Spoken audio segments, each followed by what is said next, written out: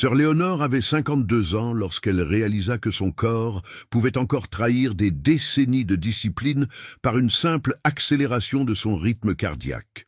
Cette découverte lui vint un matin de septembre, en arrivant à la maison de retraite São Vicente de Viseu, l'établissement où le couvent de Santa Clara envoyait des religieuses pour s'occuper des personnes âgées. Ce n'était pas la première fois que j'y allais. J'y allais chaque semaine depuis 3 ans. Mais c'était la première fois que, dès mon arrivée, je sentais mon cœur s'emballer avant même d'entrer. Elle savait pourquoi. Ou plutôt, elle savait qui. Le docteur Fernando Almeida avait commencé comme médecin bénévole à la maison de retraite 6 mois auparavant. 47 ans, veuf depuis 2 ans, cardiologue, il avait pris une retraite anticipée après le décès de sa femme pour se consacrer à une activité plus enrichissante qu'un cabinet privé.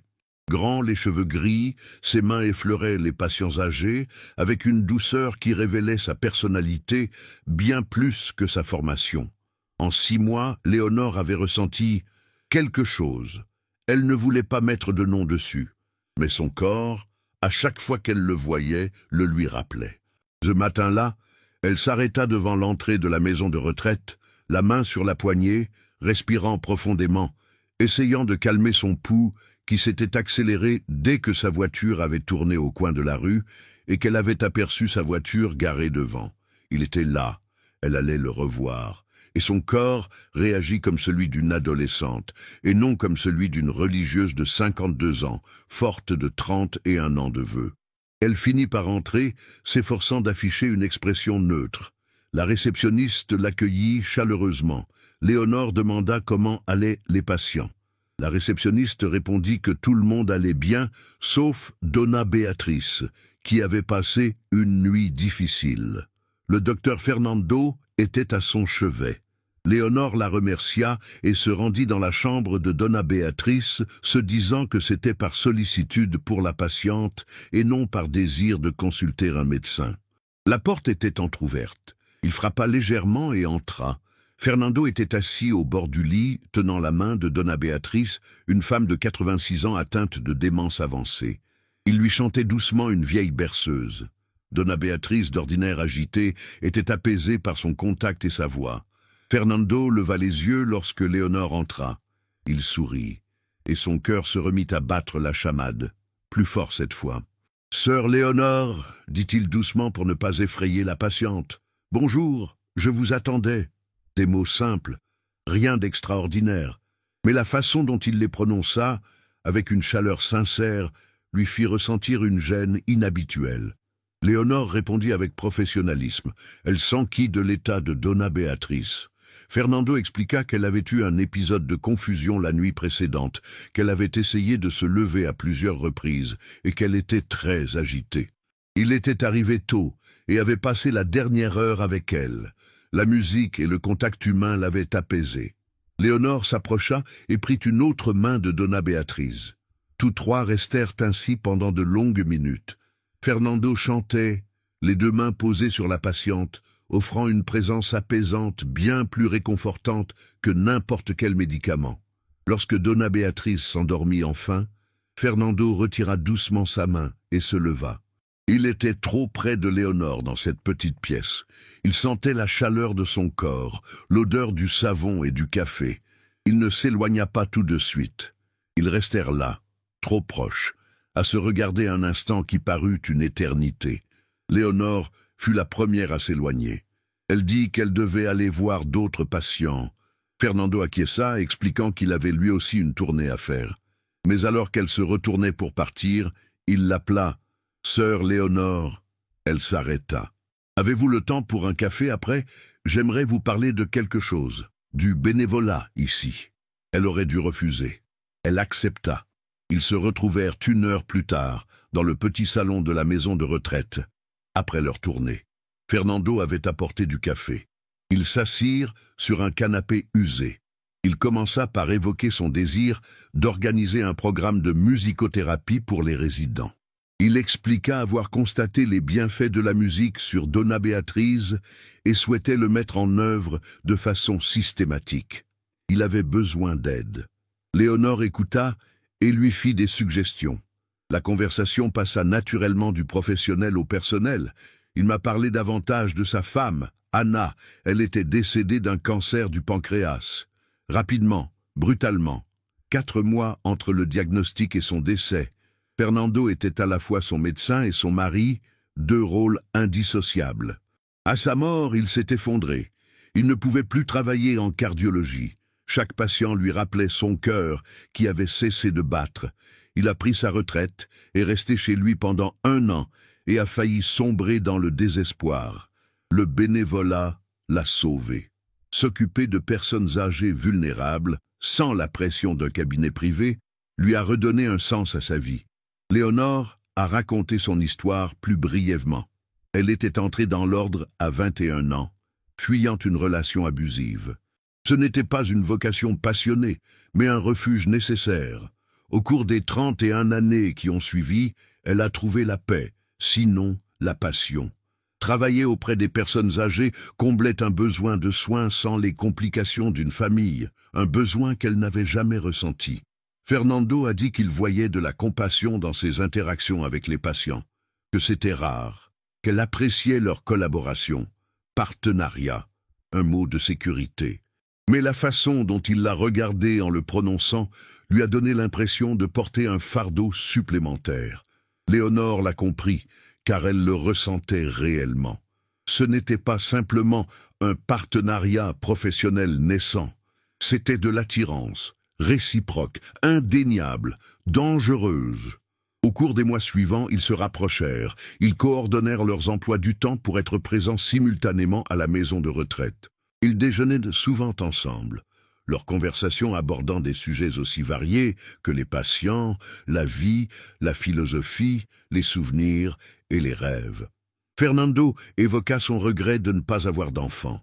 Léonore confia s'être récemment interrogée sur le caractère privilégié ou non de sa vie religieuse.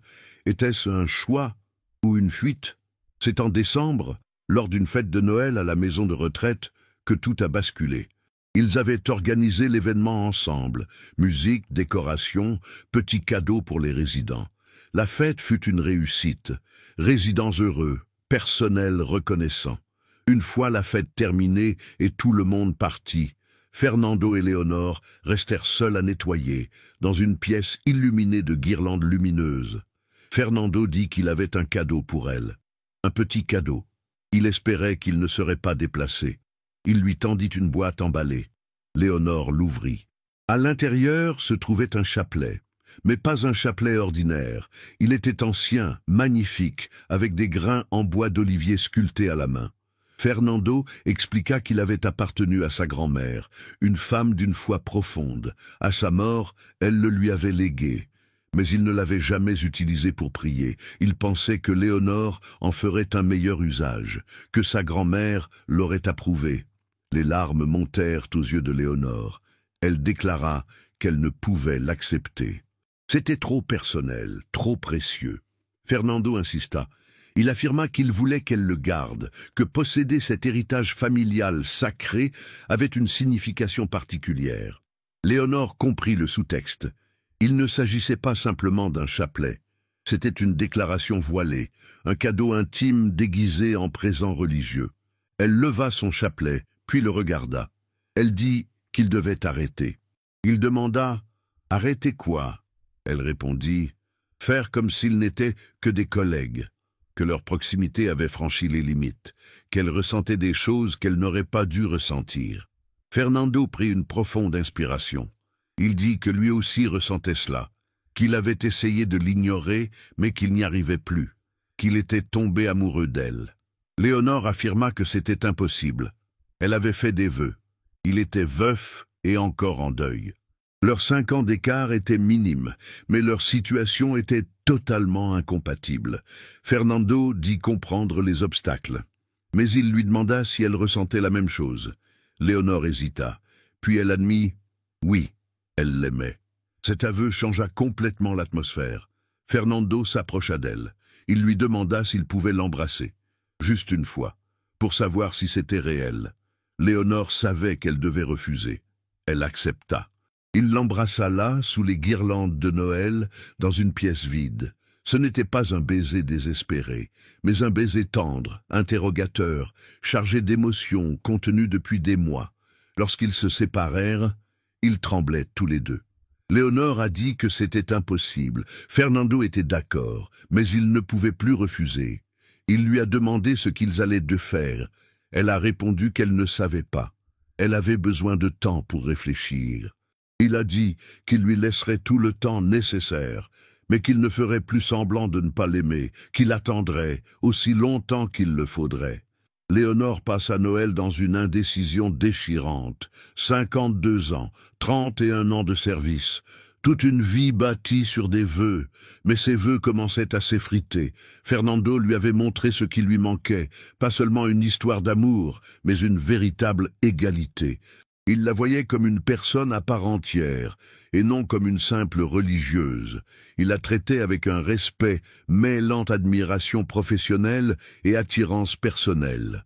Pour la première fois depuis des décennies, elle se sentait pleinement comprise. En janvier, elle demanda à rencontrer la mère supérieure. Elle expliqua qu'elle avait besoin d'une dispense de ses vœux. La mère supérieure lui demanda pourquoi. Léonore parla de Fernando, de ses sentiments, de la prise de conscience qu'elle avait gâché 30 ans dans un refuge devenu inutile. La mère supérieure l'écouta sans l'interrompre. Finalement, elle déclara n'être pas surprise. Elle avait remarqué un changement chez Léonore ces derniers mois, plus légère, plus vivante. Si Fernando avait été l'élément déclencheur, alors c'était peut-être la volonté de Dieu, et non une menace. Le processus dura 6 mois. En juillet, Léonore fut officiellement relevée de ses vœux à 53 ans. Fernando attendit patiemment. Il ne la pressa pas. Il était là uniquement lorsqu'elle avait besoin de lui. Lorsqu'elle quitta enfin le couvent, il l'attendait.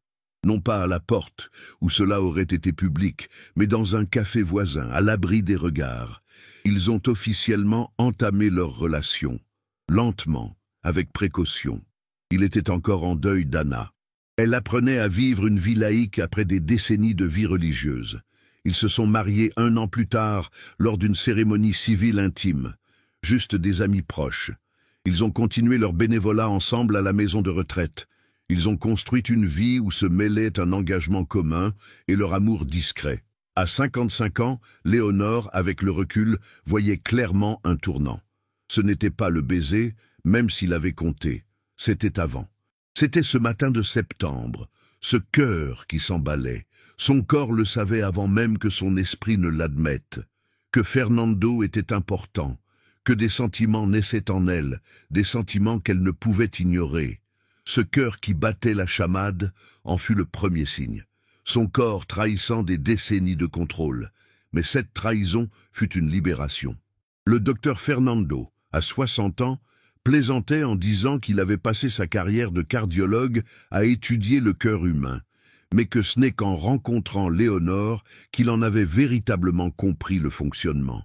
Non pas comme un organe pompant le sang, mais comme un centre d'émotion, de lien, d'amour. Le cœur de Léonore s'était emballé à sa vue, révélant un diagnostic plus précis que n'importe quel électrocardiogramme. Il affirmait que le corps percevait la vérité avant même que l'esprit ne soit prêt, que l'attirance physique était le premier langage de l'amour et que tout le reste en découlait. L'amour interdit entre une religieuse de 52 ans et un médecin veuf de 47 ans commença par un symptôme physique que Léonore tenta d'abord d'ignorer. Un cœur qui s'emballe, un pouls qui s'accélère. Son corps réagissait à sa présence d'une manière anormale, mais les symptômes étaient des messages. Son corps disait ce que son esprit refusait d'entendre, qu'elle était vivante, qu'elle était encore capable d'aimer, que 31 ans de célibat n'avaient pas étouffé son besoin fondamental de connexion. Écouter l'assemblée plutôt que la doctrine était un acte de courage. Cela a coûté la vie à une personne que je connaissais, mais cela a sauvé une vie qui le méritait. Et le cœur qui s'était emballé ce premier matin continuait de s'emballer des décennies plus tard, chaque fois que Fernando entrait dans la pièce. Non par devoir ou par obligation, mais par un amour véritable et libre. C'était un miracle plus grand que n'importe quelle promesse de l'Église. Un cœur humain capable d'aimer à tout âge lorsqu'il rencontre la bonne personne au bon moment.